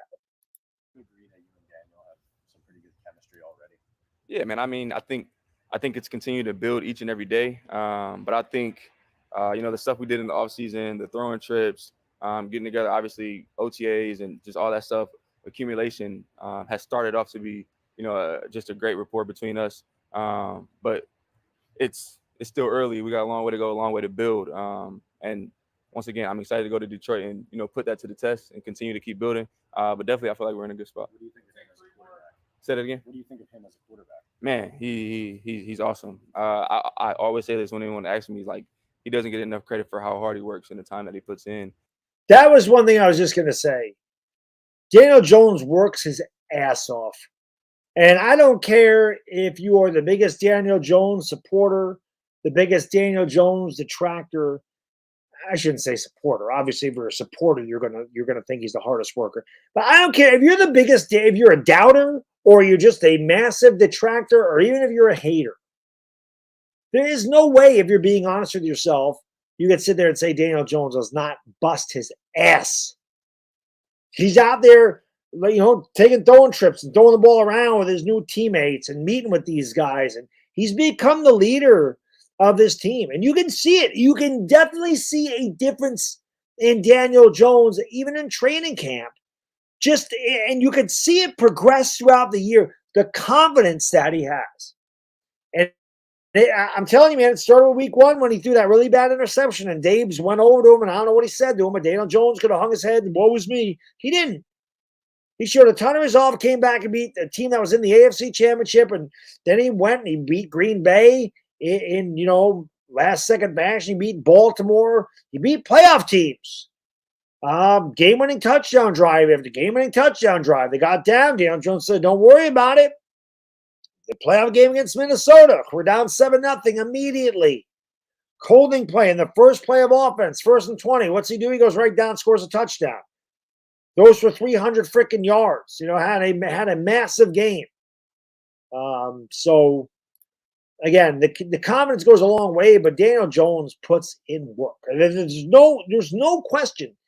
You don't have to like him as a quarterback. You can sit there and go, he doesn't have skills, he got overpaid, and blah, blah, blah, blah, blah, and all the other bullshit that all the talking heads say about the guy. They don't want to give him credit. Like Paris Campbell just said here, he doesn't get enough credit. And he won't. Eli didn't get credit either. And Eli worked his ass off too. But you have to respect Daniel Jones' work ethic. You don't need to respect, if you don't want to respect anything else about Daniel Jones, you have to respect his work ethic. No question about it. Like when I first got here, just seeing him like in the weight room, like just grinding, putting in the work, like watching film, whatever it is, like this dude he's grinding all hours of the day. And obviously that's something that the outside world is not going to see or ever going to see. But like that's what makes you good once you step in between these lines. And he's not shy of putting in the work. See, now listen. Paris Campbell just said the same damn thing I did. I've never played it down in the NFL in my life. But I know that this is just a fact, and this is in any facet of life. So you young people, if you're still awake, and I could be that old man that did get off my lawn guy for a second and try to educate you younger people. I'm going to tell you right now, there's no substitute in this world for hard work. If you want to succeed at anything, I don't give a damn what it is. I don't care what you're trying to succeed in. If you don't put the work into that, if you don't grind, if you don't bust your ass, you ain't going to get there. You're not going to get there by going half-ass, by being lazy. You will never accomplish it. Okay, these guys are the greatest in the world at what they do. And as I said earlier, man, you cannot succeed at this level without being a hard worker. Kyler Murray, I love Kyler Murray. Love him. One of my favorite players. Want Kyler to succeed. Kyler has underachieved his entire career because the man don't put the work in. And that's why they had to put a clause in his contract. So you have to watch a certain amount of game film, a certain amount of hours. Because you don't work. So you can take all that talent and throw it right in the damn trash can if you don't put in the work. Daniel Jones has talent, and he works his ass off, and now he's got confidence. So you're putting all the pieces together. You're going to see a really good quarterback this year, in my opinion. You've been around a lot of quarterbacks. So does that stand out to you? Like, I would think that's almost standard. Is he even above beyond that? Yeah, I mean, I think so. And then again, too, with Daniel, he's kind of the first quarterback I had relatively close in my age, like basically the same age, got us in the same draft class. So I feel like it's easier to relate to him in certain ways. So he's, like I said, like he's working all hours of the day, man. Like I'm not kidding you. Like it's all hours of the day. So it's just pretty cool to see, and it's pretty cool to be able to kind of relate more personal level. What's the difference between a quarterback who's a little bit older and one who's your age? Yeah. I mean, I play with a lot of different guys, and I would say like the older quarterbacks are kind of like, this is the way that it's going to be done, and they kind of have their way. I mean, especially for a guy like Phillip Rivers, Matt Ryan, like these guys have done it for a long time, probably going to be Hall of Fame quarterbacks. Like they know their way, they have their way. And I feel like with Daniel, like he's just more so open. Like I'm learning from him, he's learning from me. Like we're kind of working it together. And I think like that's going to make us better because we're always talking, always having that conversation of, oh, what did you see here? What you want me to do? Oh, I can do this. Like it's an ongoing conversation that makes us better. Last year, it seemed this team had trouble putting one receiver on the field who could get open. This year, do you think defenses are going to have to choose, can we double anybody? Yeah, I mean, I think it's going to be tough. I mean, we got guys across the board. Obviously, the one that sticks out is Darren Waller. I think he's going to be one of those guys that gets a lot of attention. Who is not pumped up about Darren Waller? I mean, what? And this is why Shane and Brandon Brown are amazing because they get rid of just an absolute cancer in Kadarius Toney. He's a cancer. He's got talent, but I mean, the dude was just a cancer here. He's garbage. Didn't contribute jack shit to the Giants. So he can go to Kansas City and win all the Super Bowls he wants. Gives a shit. He wasn't any good here. But they turned Kadarius Toney into Darren Waller. And Darren Waller in the first month of the season is probably going to have more production than Kadarius Toney had his entire Giants career. Kevin, thank you for the super chat. What was the moment that changed my opinion about DJ? I don't know if there was a particular moment. But that again, the first game of the season, I definitely always look back at that when I said he threw the really bad interception in the end zone. He stared down Saquon Barkley in the corner. He completely underthrew it. There was another turnover in the red zone. We've been so bad in the red zone. And I'm like, here we go again. We're down 13-0 at the half. We finally get a drive. He does a really bad turnover. Brian Daboll rips him a new one. And we come back in the second half. And he goes down. He leads us to a touchdown and gets 2-point conversion to win the game. So at that point, I wouldn't say that was the moment that kind of changed my opinion because it was one game and I had to see like a body of work from Daniel Jones. But I think it was that was definitely one where I thought he showed a lot of character and resolve. And that really made me respect him a lot as a player, that he didn't get down on himself and that he went out there and led his team to victory. And then, like I said, just as he continued to do that, week in and week out and just make plays and he's tough. I get scared when he wants to lead with his head. I'm like, slide, God, don't try to get that extra yard and all this stuff. So I think it was a culmination of a lot of things with him, but I will always go back to that first game in Tennessee when he threw that bad interception and Daboll got all over his case, and he went back and led us to victory. To me, that was like a big turning point in the way I felt about Daniel Jones, and then they continued to do it the entire year. But I think that's the one that really sticks out to me. And we'll have game plans for that. And like I said, we got a lot of different pieces, a lot of guys that can do a lot of different things. So it's going to be tough. But I'm excited. I'm excited for the season. Excited for what's to come. That was Paris Campbell talking about Jalen Hyatt, Coach Dabes, and of course, Daniel Jones. So, yeah, man,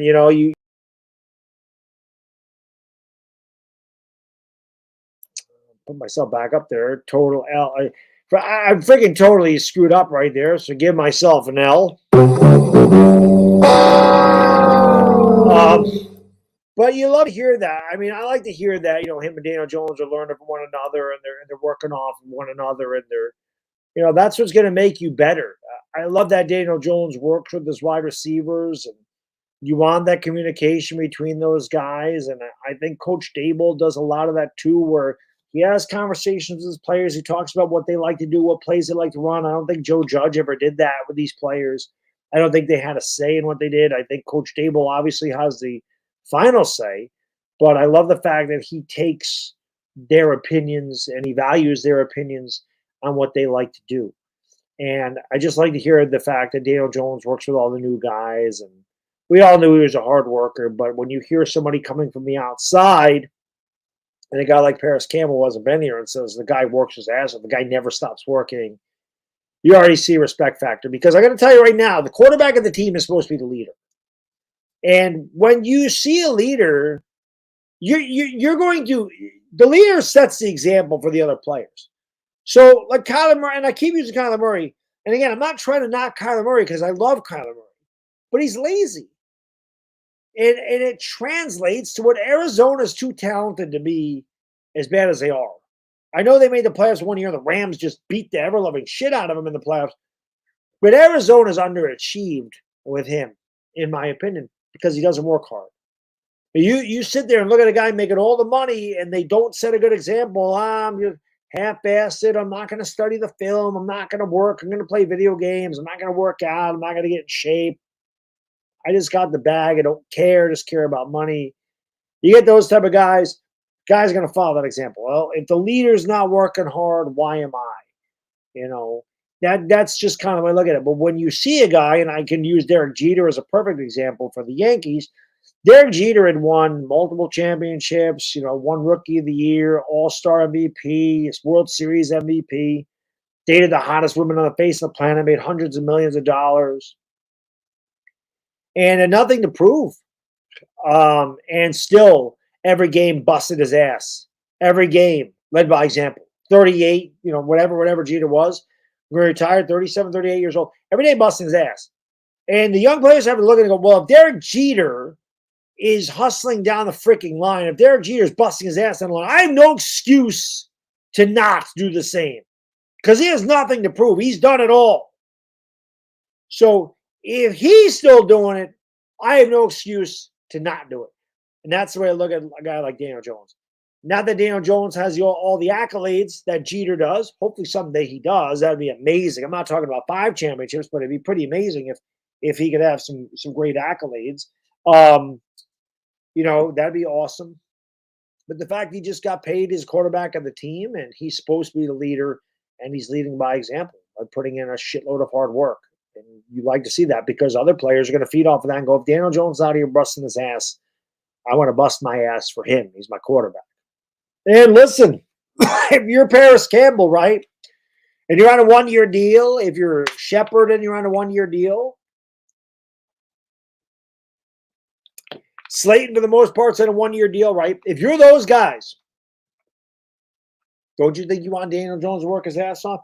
Don't you think you're going to work your ass off so that Daniel Jones wants to throw the ball to you so you get those statistics, so you get those touchdowns, so you get that next contract? Don't think those players aren't thinking about that too. I'm going to bust my ass for this guy because this guy can make me a lot of money. It's just a fact. It's the nature of the beast. Paris Campbell has 1,100 yards and 9 touchdowns this year. I'm not predicting that. But say Paris Campbell has 73 receptions, 1,100 yards, and 9 touchdowns. You don't think he's going to get the bag next year? Of course he is. So it works both ways, man. Daniel Jones already got his. Jason, thank you for the super chat. He says, what's up, Baddog? You the man. Or Jackson, I'm sorry. Jackson, how can I be the man when you the man? Sorry for popping in late. Which wide receivers you see making the final cut? They talk about Hyatt starting, and that Shepard may be a bubble spot. Definitely Hodgins, definitely Paris Campbell. That third receiver is tough. That could be Shepard. It could be Hyatt. It could be Cole Beasley. Wandale, obviously, when he gets healthy, is going to be a part of the offense. So Darius Slayton. Personally, I think it'll be. I don't think Hyatt's going to start. I think it'll be Hodgins, Campbell, and Slayton. If I had to guess, I think those are the starters. But if you're talking about like making the cut, I know the Giants. You're talking about like total receivers. I don't know if they're going to carry 7, but let's go. Hyatt's going to make it. Hodgins, Campbell, Slayton. There's 4. I do think Wandale. That's 5. I know he can't play till like the middle of the year though. I do think Shepard makes it just because he is Sterling Shepard. That 7th guy is going to be tough. I think that comes down to guys that can play special teams. It might be Cole Beasley. Colin Johnson's looked really good in camp again. I feel like he was going to make the team if he didn't tear his Achilles tendon last year. He's definitely a possibility. So that 7th spot's up for grabs. So that's going to be tough. That'll be interesting to see how they use these guys during the preseason. Something to take a look at, for sure. All right, let's do one more. Let's go to Kayvon Thibodeaux, mic'd up. Hey, Daniel, take a look at this. 214 likes. Thank you, guys. That's what I'm talking about, guys and gals. 214 likes. Love to see it. Love to see it. Keep hitting that thumbs up. Subscribe to the channel. Ring a ding, ding, ding the bell. I will have a couple videos tomorrow, and I'm probably going to stream the Yankees on Wednesday. I'm guessing Talking Giants will be Thursday. Preseason game will be Friday. And then yours truly will probably sleep for 15 hours on Saturday because I am just going to wear myself down. But I have to. Listen, if Daniel Jones is busting his ass, right? The Giants are out there busting his ass. I got to bust mine. It's preseason for me, too. I got to gear up, man. I got to gear up. Talking Giants, football games, basketball games, a lot of videos. I got to get ready. October is very, very busy when we add basketball in the mix. So we got to do it. All right, let's do Kayvon Thibodeaux. So I got to bust my ass. There's no question about it. We got to keep grinding. Right? We got to keep grinding. So hit that thumbs up for you, guy. Hit the subscribe button. Ring a ding ding ding. They're free. They don't cost anything to do that. So that'd be great if you could hook me up. All right, let's see what we got here. Good. Good. We was around you a lot today. I was making sure you ain't get touched.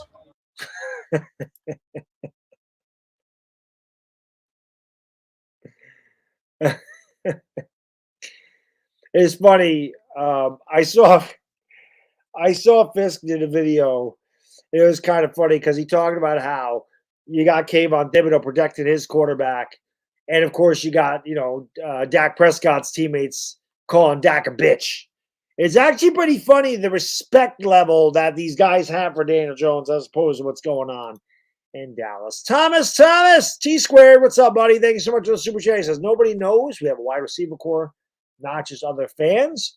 The experts never talk Giants ever. I listen to and watch a lot of sports shows. Giants are zeros on the list. Yeah, I mean, I mentioned this last night, Thomas, or maybe it was earlier in the when I started the stream. That the Giants still, and again, I forgot what ranking I saw this. They're still ranked near the bottom of the league in wide receiver core.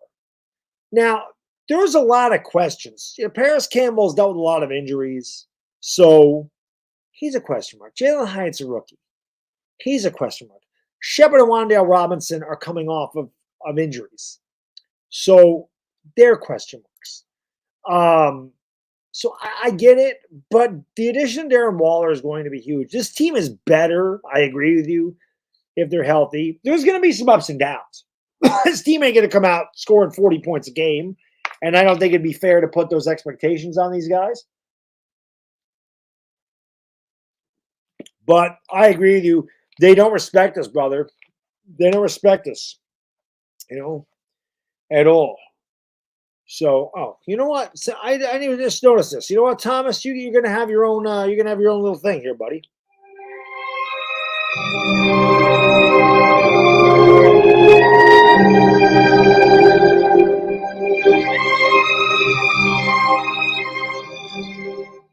Gotta get that for Thomas. I'm making off. Look here, refuse. But I agree with you, man. Eric, my man. Thank you so much for the super sticker, brother. I appreciate it. Gotta break out the guns. Eric wants you to break out the guns. Put the women and children to bed. There you go. Gotta go this way, right? Boom! And then, of course, bring it up that way. There you go, buddy. There it is. All 15 3/4 inches. Thank you, Eric. I really appreciate it, my man. Thank you so much for the super sticker, brother. Jackson, my man, thank you for the super chat, brother. Appreciate it. Thank you for being a friend. Thank you, buddy. You plan coming to week 1 Sunday night? I know them Cowboys fans are going to try to bet. No, I'm not. I work, man. I work. So I'll be streaming the game with Chris. That's a fact, but no. Not going. So I've looked at tickets for these games. Holy shit. Number 1, they are ridiculously expensive. And number 2, there are no good seats yet. So I'm probably not going to buy them yet. I talked to my brother-in-law. We definitely thought about going to the Jets-Giants. That was the one we talked about because it'd be the end of October, so it wouldn't be freezing. It wouldn't be really hot. But tickets are hard to get right now. Obviously, the anticipation of the new season, everybody has their tickets, and everybody's selling them for ridiculous prices. So I'm going to have to wait a little bit. But I definitely want to get to a game this year. But it will not be a primetime game because, like I said, I have to work in the morning. So that is always very difficult. All right, let's see what else Kayvon has to say here. No, I'm like keep you safe, keep you warm. You know what I'm saying? Ah, demonetized. Demonetized. What up, 36? I need that light. Getting demonetized. Down cover cycle. Give me one, baby. You too. We got the young boys out here. We like this side. You know what I'm saying? Man. It's still be great. Yep.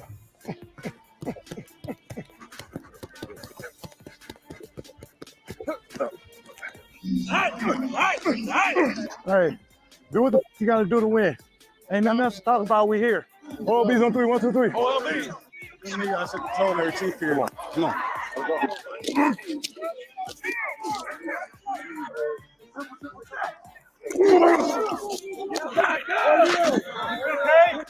This DB, hey, that's 100% of the time. On that one where you broke, was it a big gap or you just kind of fit through there? I kind of fit through there. I went. I know you went right under the tight end. Yeah, and he. Yeah. So, but did you feel like that tackle down blocked the dude, or did you feel like? I just went with flow. Okay. And I knew where blocking X, and I see how you blocked him, and I knew. Okay. Told you don't come my way. I told you that. Come on, don't forget on me. You've been perfect on plays. Don't forget on me, P. Don't do that. Don't do that. Don't do that.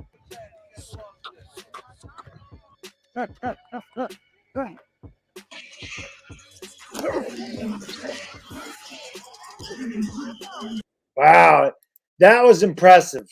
That was impressive. He beat Andrew Thomas big time inside right there. Boy, I freaking love Thibodeaux, man. Dude, you guys know I'm such a defensive guy. He had 4.5 sacks, and everybody was like, or 4 sacks. He had 4 sacks. You only had 4 sacks. Even Thibodeaux said I'm pissed off in my rookie season. But I'm telling you, man, this guy was a game changer. This guy was constantly in the backfield, a disruptor. You know, he was a disruptor. And maybe he's not the guy getting home, but he helps other players get home. This guy's all over the field. And with a year under his belt, remember, he got off to a slow start because he had that chop block in the knee that cost him 3 weeks and cost him the preseason. So he got a delayed start to his rookie season. I just feel like this guy can be so huge. Jackson, thank you for the super chat, man. I really appreciate it, brother. Well, why not? Give me a hell yeah. Thank you, buddy. He says, is it a conspiracy theory to say the NFL likes to embarrass the Giants? Like the one year they gave us the Chiefs and Bucks in prime time. That was it the Chiefs and Bucks? What was the one? It was like Washington and Chicago. That was horrible. Now they're giving us 4 primetime games in the first 6 weeks. Well, you know what it is? I don't think they like to embarrass the Giants, but somebody mentioned this before. It might have been Chris. When you mention the Giants, you're going to get clicks. People are going to tune in because it's a massive media market, and people want to hear about the Giants. It's because it's New York. If they did this to the Saints, if they talked about the Arizona Cardinals, no disrespect to those organizations, but New Orleans and Arizona, they did this to the Falcons. If they talked about the Atlanta Falcons, do you think anybody in the world is going to tune in to talk about the Atlanta Falcons? So Cowboys, massive. The Eagles are really good. Philadelphia is a big market. The Giants, so that's why they do it. Washington's in our division. They don't talk about Washington, ever. They never talk about Washington. Dallas, good, bad, and different. They're always going to talk about Dallas because they're the most popular team in football.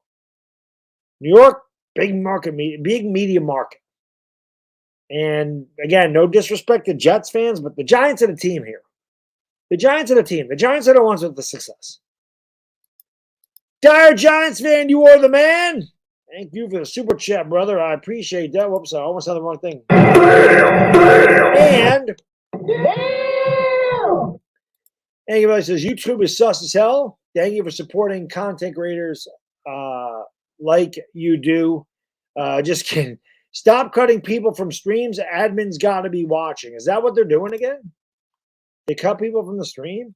They will do that, and I don't know why they do it, Dire Giants fan, but I felt like tonight has been pretty consistent, but they will do that time and again. I don't know why they do knock people out of my stream.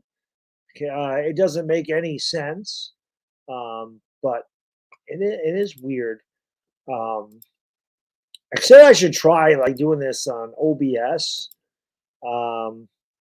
but I felt like tonight has actually been pretty consistent. But they will do that. They will knock 30 or 40 people out. I've never understood why they do it. But you're the man, Dire Giants fan. I really appreciate that, brother. Thank you so much. And Ricardo, my man, thank you for the super chat, brother.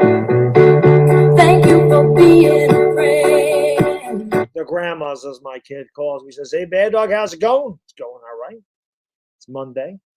How much cap space left to sign someone, and do they pick up another pass rusher like JPP or sign someone else? So I don't think they're going to be able to get JPP. It costs too much. I think we have like $3.7 million. So they have very little to pick up another pass rusher. But I do think, and I know Chris has mentioned this before, that probably is where they would go. I don't think you get enough depth on the edge, especially with the fact that Ojulari has dealt with some injuries here. We definitely could use some more edge rushers. So I don't know who they're going to pick up. Obviously, after training camp is over and preseason over and teams make their final cuts, the Giants could certainly go out there and pick off somebody that was released from another team for a good price. So it'll be interesting to see what they do. I don't know what JPP's contract is. I don't know what it looks like. It'd be fun to have him back, though. It'd be fun to have JPP back in Big Blue. I mean, he knows what it is to win here. He's won a couple Super Bowls, one here, one with Tampa. So, again, I don't know what it's coming, but we don't have a lot, Ricardo. Like I said, I think we have just under $4 million. So, not a lot. But, I mean, if they did need to make a move, if they really like somebody and needed to make some space, they can maneuver contracts around. They can adjust contracts and restructure them. To find some money if they thought that's what they were going to do. So we'll see. But that's always something very interesting at the end of the preseason games and the training camp is the final cuts and guys getting picked up. Like we picked up Isaiah Hodgins off the scrap heap last year. So it's always interesting, and we'll see if there's somebody that they really like out there. But I think edge is where they would go.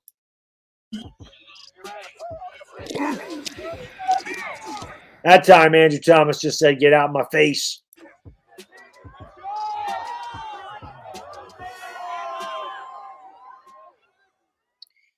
So that's I'm pumped up about Kayvon Thibodeaux, man. I really, really freaking I really like him. You know what? This is actually fun, man. I've had a good time doing the streams like this where you guys always have great insight in the chat, so it's really good. You've had good questions and great comments as always. But I really do, and Dire Giants, I mentioned it at the beginning of the stream, I really do like incorporating a lot of this, especially during the preseason, to reacting to the pressers and the players and what they have to say. So, throughout the preseason, I'll do live streams like this, and I'll talk about what I've seen and with you guys and girls, the best Giants fans on the face of the earth, and I'll incorporate a lot of that. But like I said, during the regular season, that'll definitely be a video the day after the game is my reaction to the post game presser by Coach Daboll. Whether they make any signings or cut somebody or whatever, I can do videos about that too. But like I said, every night after we'll either do a victory lap or a therapy session. I've always enjoyed those the night after the game. And like I said, man, I'm excited about Giants football. No question about it. The hell with it. Wednesday, maybe Wednesday instead of the Yankees. Maybe I'll come back at 10 o'clock and we'll do this again. If you guys are enjoying this, let me know. Because I certainly have no problem talking Giants football. Like I said, the Yankees do nothing to piss me off. They lose the White Sox are absolute trash.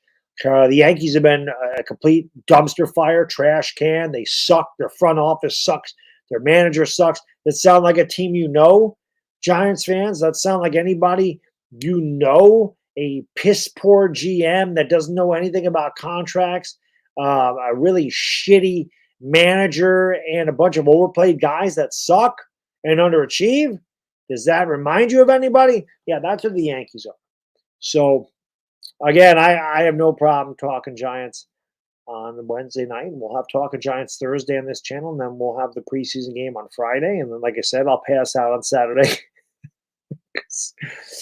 I love talking football, man. It's a lot of fun. I love talking sports in general, but I love talking football with you guys and girls because, like I said, Giants fans are most of them are very educated and really understand the game of football. There's some people that just are trolls, or they just they're looking for attention, or they just want to be haters. But they're very far and few between.